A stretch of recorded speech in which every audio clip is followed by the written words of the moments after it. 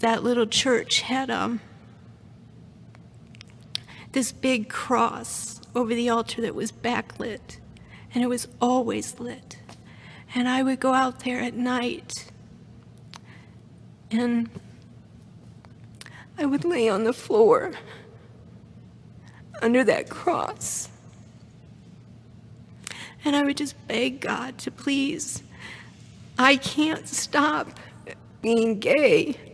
I can't change how I feel. If this is wrong, if this is what you don't want, then you have to change it, because I can't. And nothing ever changed.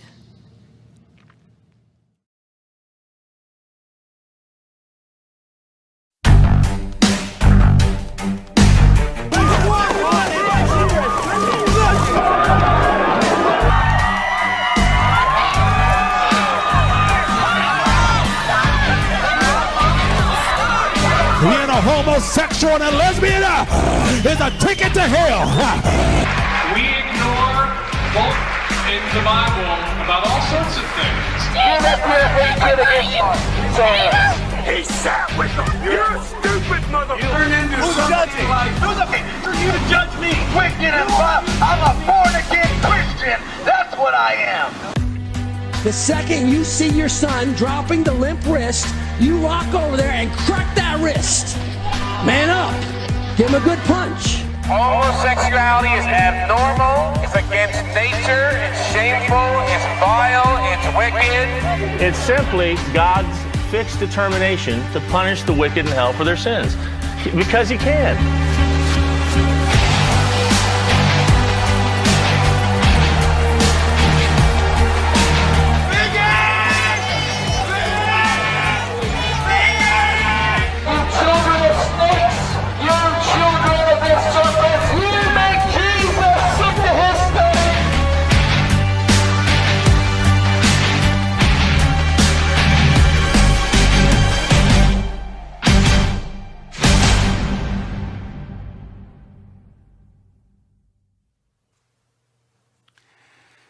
Ever since I can remember, way before I knew what sex was, I had an attraction to the same gender. From the time I was in elementary school, I began to experience feelings for other boys. And then in middle school and high school, my friends were being attracted to girls, but I was being attracted to them. It's not so much that one day I realized, oh my goodness, I'm a lesbian. And then, I thought, okay, well, maybe I'd better get myself a girlfriend. It was that, I had a best friend who, we could finish each other's sentences, we could talk for hours. And then eventually that became a sexualized relationship. When I first figured out that what I was feeling was what people call homosexuality was about 15 years ago. So I was about 14 years old.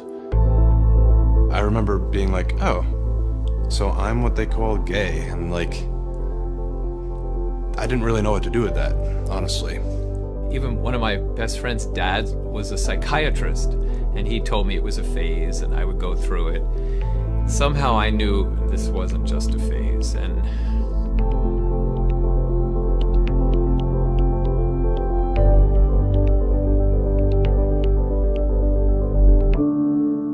My dad was an alcoholic, and he physically abused me. My mom and I were very close, and I had one sister. My mother and I were like ice toward each other, so there was no real connection there. I grew up Catholic. Again, hearing the story of conversion from my parents, they also gave me a very good Catholic education in many ways. All of that was an effort on the part of my parents to sort of give me the best that they could. I grew up in an environment feeling unwanted. My mom used to say things like, I wish you were never born to me. I felt very depressed and very suicidal when I was growing up.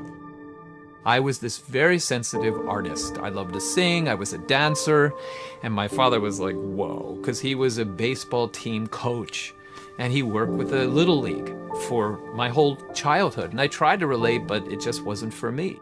My dad was very talented at working on cars and landscaping. He would try to teach me, but every time he would try, it never failed. He would lose patience and go into a rage, screaming and hollering and calling me names and swearing.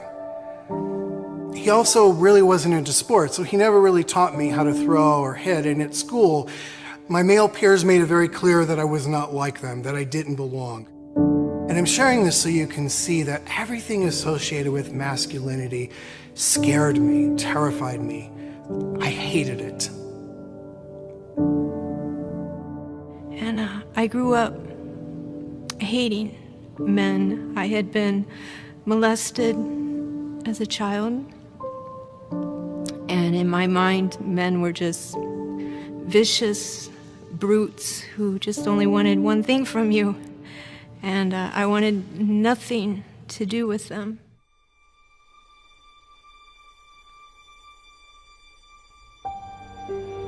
You have to understand that for women especially, it's very often not so much a matter of strong physical attractions to one gender or to the other gender. It's a matter of how you emotionally interact with people. Because I always had a hard time bonding with boys my own age. I was much more sensitive, much more artistic and creative. And so it was natural for me to actually focus on hanging out with the girls because those were the activities the girls were doing. My parents had sent me to a psychologist at around the age of 12 because I guess I used to be somewhat effeminate. And they were worried, like, oh my gosh, he's gonna be gay. That was a miserable experience, honestly, because I had the idea that there was just something horribly wrong with me, that I was like abnormal in some way. They didn't say this, but that was the message that came through to me. Some of the self-talk that I used to say when I was very young was, if only I looked like him, if only I was athletic like him, if only I was strong like him, if only I could play football like him, then maybe I would fit in, maybe I would belong, maybe I wouldn't be so alone and different. There was such an intense shame and loneliness associated with that longing to fit in. I was so desperate for somebody to give me some attention and some physical affection, and I needed somebody just to let me know that I existed and that I was okay. When I became a teenager, this attraction became sexualized, and it brought me so much turmoil. I felt completely alone. I felt like a freak. I was teased, made fun of for throwing and like a girl, but it went beyond that. I would be in the classroom and there would be people behind me hitting my head during class going, fag, faggot, fag. I hated high school. In 9th grade, I had to take gym. I didn't want any part of that locker room. I was so terrified that someone would find out that I was one of them. A fag. So I had to force myself to participate. But I refused to take a shower. I just changed my shorts. I didn't care if I stunk. I was so afraid. By this time, I believed that I was gay.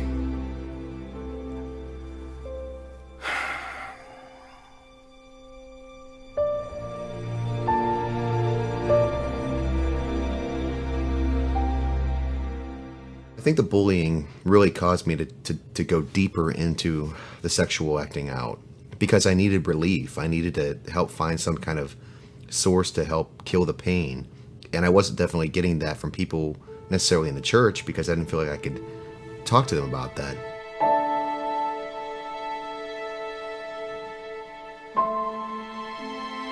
I ended up getting involved in a Pentecostal church, and they told me being gay was wrong.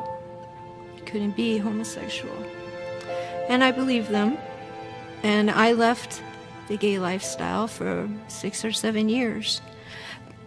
But they also told me that I had to be heterosexual. to be okay.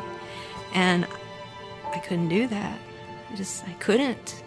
From the church, you hear either nothing or that's gross, and from the secular media, you start to feel this embrace, this support, this let's go out and find these people and help them. Wow, like it's no wonder that so many people leave, right?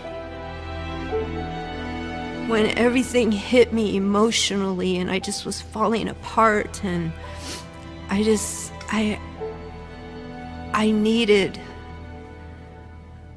human caring from somewhere.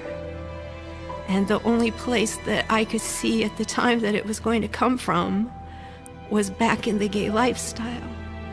Because with a man, no way, you know, and friends can only be so close. So I ended up falling back into the gay lifestyle. My same-sex attractions were definitely hidden from almost everyone in my life. I really couldn't talk to my family about that. So who would I go to? Well, I would go to the guys that I was having sex with. That was really my only way that I knew to kind of make myself feel better. Not having anybody to talk that through with was extraordinarily lonely. I remember wanting to talk to somebody about this, but being terrified, obviously. Maybe not so obviously. But one of the things I did was to go into a gay chat room online. I couldn't wait till I was 18. Because the moment I would turn 18, I was going to go to my first gay bar, and I did. In fact, it was that very weekend after I turned 18. And I walked into that first gay bar, and it was exhilarating at first. I felt like I finally wasn't alone. There were other people like me. So I left the straight bar and went directly to a gay bar, because at least there I knew that men would accept me, they would understand me, and give me the attention, the affection, the affirmation, and acceptance that I needed.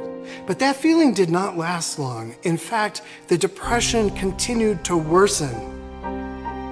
And I turned deeper to alcohol and drugs to numb the pain as well as sex. I spent 1 or 2 or maybe even 3 years in kind of that spot where there was nobody to talk to about this. And honestly, where just these feelings could grow. And I don't mean just like the sexual feelings. I mean, what to me is more important, this belief that I wasn't acceptable and that there was something terribly wrong with me, and that I had to keep this part of myself secret so nobody could really know me, all this stuff. That really took root.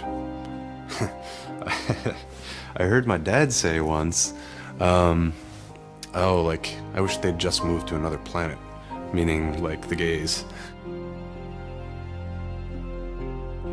What I do remember is being super lonely, not really having anyone to talk to about that stuff, and finding these men's health magazines. I masturbated a lot to bodybuilding magazines because that was the image, that was the ideal image that I thought a man looked like. So I would masturbate to those images, not knowing that really what was going on inside of me is that I didn't feel like a man at all. So my wanting to connect and bond with men that it should have been done when I was 10, 11, 12, those needs were never met. So the homo-emotional needs became homosexualized.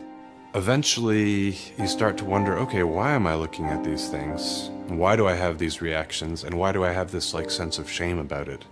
Why is this something secret?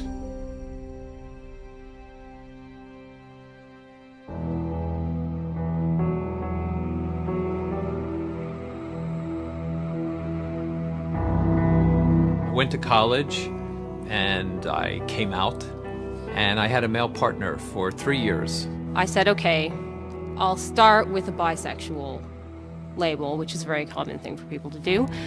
And then I thought, this is silly. I don't actually relate well with men. I should just say lesbian, that's more honest. I was the president of Gays and Lesbians United in Toledo. I used to write for the gay newsletter. I pretty much ran the gay church. I had a boyfriend at the time. I broke up with him because I told him, look, this is not going to work out with me because 1, I'm a Christian, and 2, I just don't really feel this is who I am at my core. But it was very painful because I wanted the affection, I wanted the attention, I wanted the acceptance and affirmation that he was giving me, but he also wanted the sex. And so I was confused because society was telling me, oh, this is what it means to be gay. The gay churches that I was attending had Catholic deacons and nuns who were there telling us all that you could keep on being a practicing sexual homosexual, you're fine. I felt extremely depressed living in this life. The depression was overwhelming. The loneliness was overwhelming. And so I did what I really had to do, which was I struggled for many years, and I had sexual relationships with guys. I also had sexual relationships with girls. I really was stuck in the middle of not being able to connect with men, not being able to have a healthy relationship with women, and I really needed to experience healing in my life.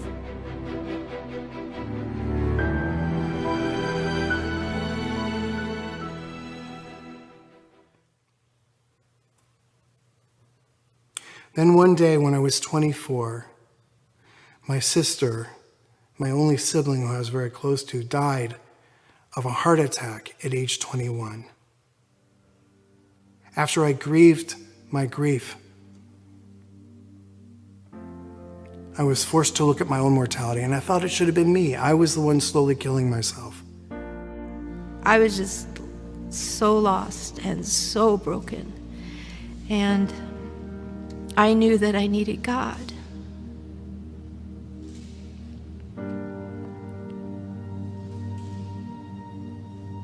And I knew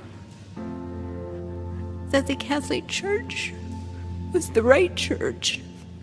And there was something there that I knew I didn't have. I just hadn't been very faithful all those years.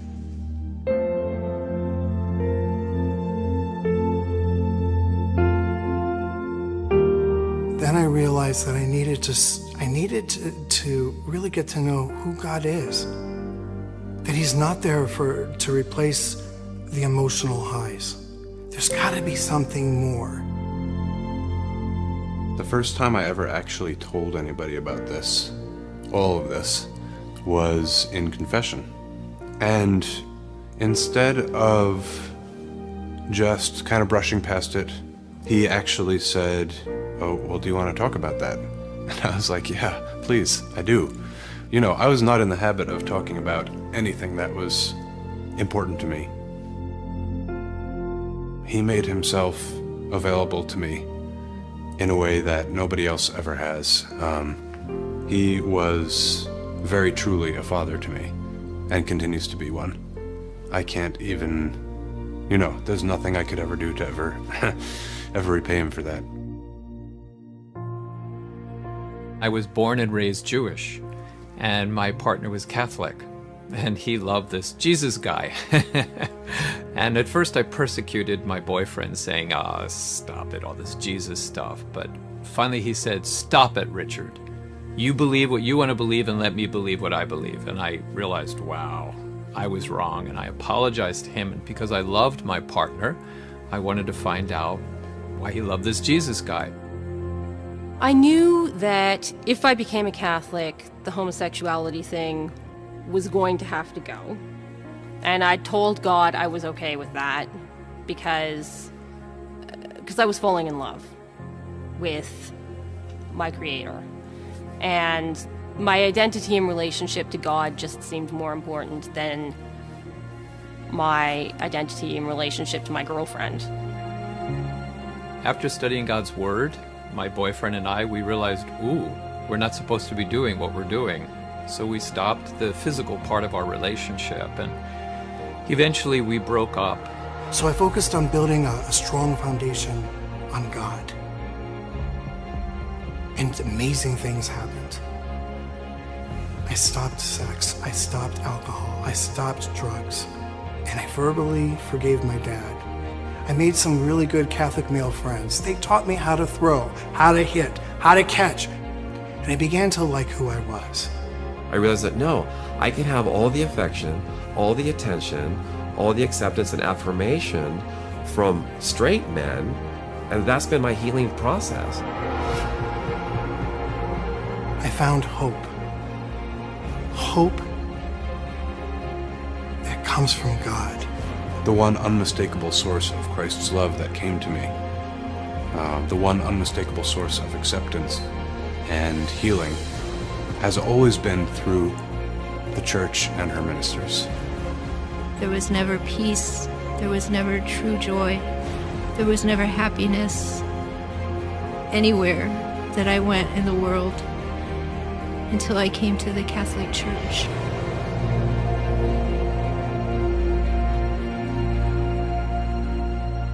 Most of the things I heard about homosexuality were not from the church.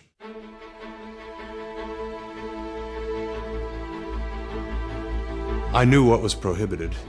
I knew that there wasn't a future for me with, like, being married to a man or something. I didn't know why it was prohibited. It seemed arbitrary and cruel, as it still seems to a lot of people. To anyone who experiences heterosexual feelings, it feels natural. And for a man or woman who experiences SSA, or same-sex attraction, it feels natural. I think you have to distinguish between two elements of same-sex attraction. There's the natural, good attraction that human beings feel towards other human beings. And this can be emotional. All of these things are perfectly ordered.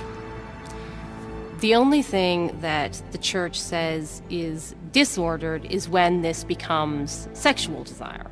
The act outside of marriage, whether it's for heterosexuals or those with same-sex attraction, is a sin.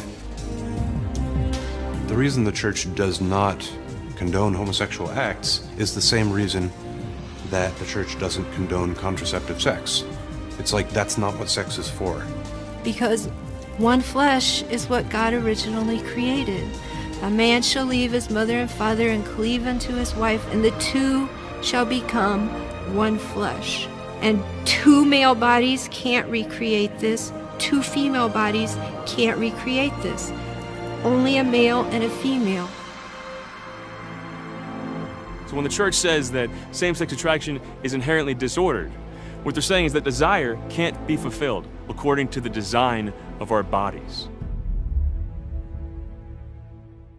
I think a lot of people, when they see in the Catechism of the Catholic Church that a same-sex attraction is considered disordered, they feel like that's very harsh language or that it's a judgment. And actually it's not. I mean, how many of us have told a lie? Well, that's a disordered attraction. You know, how many of us have seen a member of same-sex or opposite sex and lusted over them in our hearts and our minds and in our actions? That's a disordered. And one of the Eucharistic prayers of the Catholic Mass talks about asking God to help heal our disordered desires and affections for the universal church. This goes for everybody from Pope Francis all the way down. This is not saying, homosexuals are bad or they're somehow worse or more in need of saving. All of us are in the exact same boat. Every human being, regardless of what you actually desire, you're made for more than you might desire right now. Original sin for all of us, for every human being on the planet, has disoriented our desires. We often find ourselves hungry for things that don't satisfy the ache, don't satisfy the need. The church is not saying that the desire is a sin. See, actions are sins, desires are not. Because you can't be charged with a sin for something you didn't choose, something you can't be in control of. But once we have these attractions to whatever, then I need to choose how I behave. What do we do when we find desires in us that are not in keeping with the design for human flourishing? Well, if we want to flourish, we need to learn how to say no to a desire that would take me away from true flourishing so I can say yes to that which leads to authentic flourishing. So those with same-sex attraction aren't being asked to do anything different than a heterosexual. We're all called to chastity, every single one of us. Chastity is the virtue that orients our sexual desires according to God's design so we can reach our destiny. It's not about saying no to pleasure and no to herpes and then no to hell, you know? It's really about saying yes to one really important thing. Yes to authentic love. The chaste person is not the asexual person. The chaste person is somebody who knows what to do with their sexuality. Everyone is called to chastity, not as a repression of desire, but as an inner transformation and redemption of desire according to God's design, so we can reach our destiny. When the church invites people, that we're not inviting them to a life of emptiness and loneliness. We're inviting them to fully actualize themselves by living out God's plan. Real fulfillment in life isn't achieved by having sex and being sexually active. Real fulfillment in life is reached through love, and love is doing what's right. And so if you're a man and you're attracted to another man, the question is, what is best for my beloved? What is best for this man I love? Because God and the church and Jesus Christ and the Gospels are not forbidding me to love me, they're commanding me to love him. So how do I do that? Maybe it's through sacrifice. Maybe it's through intercession. Maybe it's through prayer. Maybe it's through purity. Living according to the natural law means humbly submitting to the design of the Creator and saying, this is the way I am going to choose to live my life. Even if internally, I have to fight against impulses and desires that want to take me in a different direction. I humble myself. I say, there's a bigger plan, there's a bigger reality, and I submit myself to it.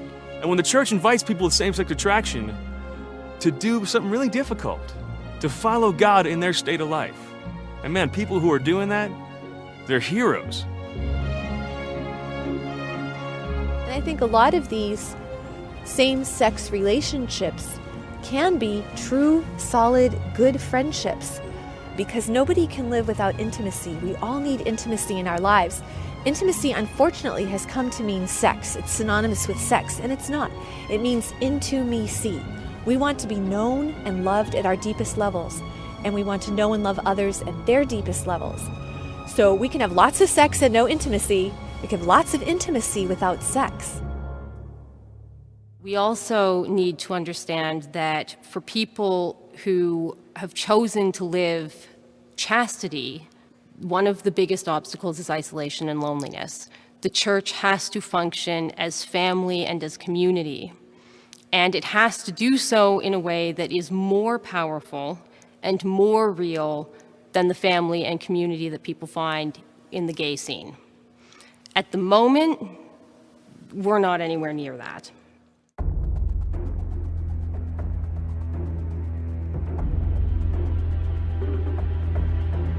I mean, a large part of the alienation I felt was just what homosexuality was in sort of like widespread Catholic culture. You know, kind of like mean jokes got said about it. Or not mean because, well, nobody we know is actually like that, so we wouldn't talk like that if any of us were like that, but of course, you know, I'm sitting right there. And sometimes it would be hard sitting there, you know, when the subject of those evil homosexuals would come up, you know, and I would just want so badly to just jump up and yell at them, you know. I'm not what you think gay people are, but I couldn't say anything. There's this sense that, well, if I do, then they're not going to see me anymore. They're going to see this label. They're going to identify me with the enemy in some way. Unfortunately, there are a lot of people who've had negative experiences. Usually it's with people who have grasped the law, but who have not grasped the teaching that a homosexual is a person. You know, Christianity in general is in a position where we need to start asking forgiveness for those people who have been bigoted to those who have these attractions, whether it be their own family members, whether it be their pastors, kids in their youth groups. Like, we need to say, I'm sorry. Some of these people have suffered a lot, and that's their notion of the Catholic Church. Maybe that's all they know of the church. You know, I admit, I went to an all-guys high school, and I confess, I took part in it.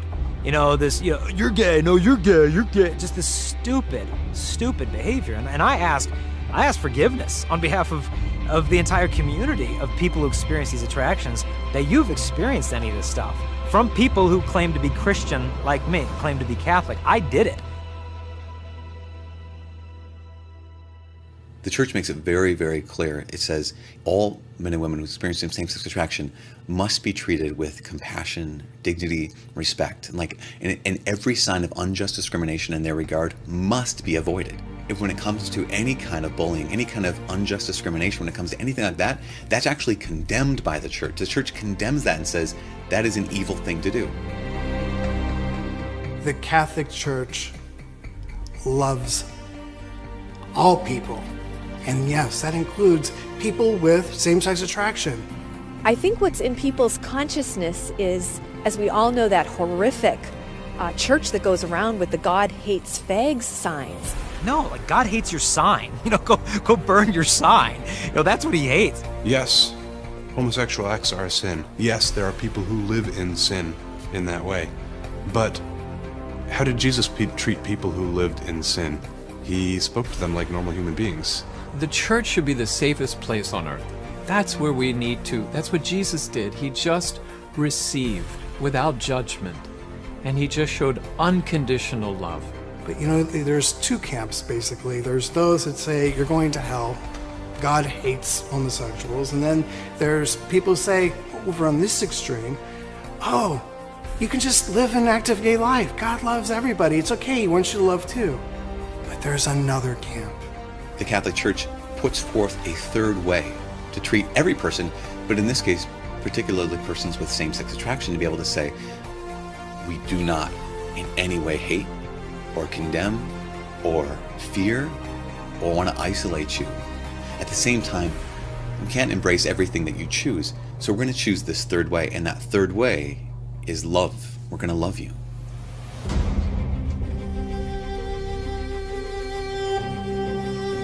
I find so much comfort in the church's teaching regarding same-sex attraction because it tells me that the Lord loves me. I can live, and I do live, a fulfilling, chaste life. My whole life I would cry and beg God, please make me good. I don't want to be evil. That drove me to search and search and search. And I just wanted what was the truth. Don't tell me nice lies. I just want what is the truth. And if you're seeking truth and you refuse to be satisfied with anything but truth, then you're going to end up in the Catholic Church because that's where truth lies. If I hadn't had this very clear, very obvious doctrine in front of me, if I hadn't understood as a Catholic that it was inerrant, then I don't know where I'd be today. I sought all my life for love. That's what I was really looking for in all my acting out. Now I experience true, authentic love. If the church will never stop saying anything, it will never stop saying, we love you. The church opens wide her doors to the whole human race and says, come. Come all of you who are thirsty. Come all of you who are hungry. Come to the waters of life. Come to the bread of life.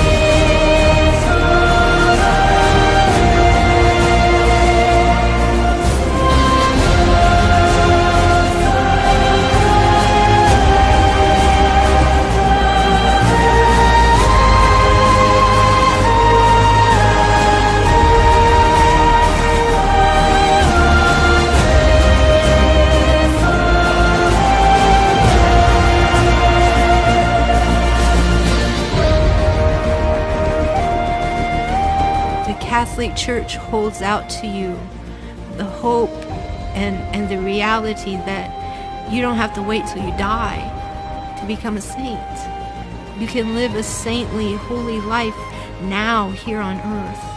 And so we're calling those people who do experience same-sex attractions to love through purity and through sacrifice. Not a life of desolation, but a life of deep union with Christ and with the church. Because those people who have these attractions, they belong in the Catholic Church. This is their home. You belong here with us. You can share with us your struggle. You can share with us your attraction. And we're still going to love you. I know that I am a Catholic man. That's my identity. I used to think I was gay. I'm not gay. I am David, a Catholic man.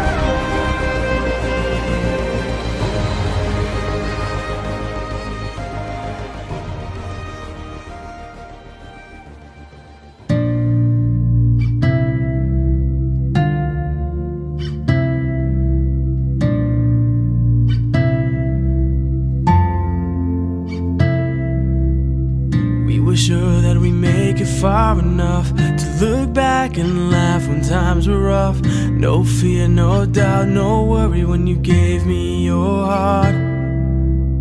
Remember then when you said you loved me now. We were sure that the rest would all work out. We took it slow, no rush, no hurry when you gave me your heart. But I want more than just a fleeting emotion. I want more than just you feeling the same. So give me everything,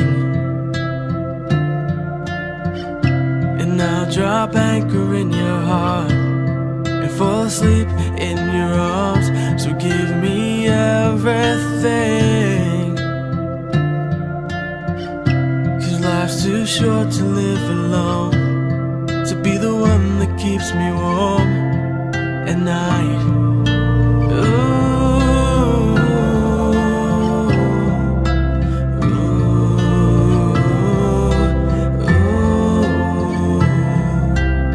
We thought our love was enough to stand the storm. We've seen it all and we stood the rain before. Was there a calm in your soul when you told me you gave me your heart? But I want more than just a fleeting emotion. I want more than just you feeling the same. So give me everything, and I'll drop anchor in your heart and fall asleep in your arms. So give me everything, 'cause life's too short to live alone. So be the one that keeps me warm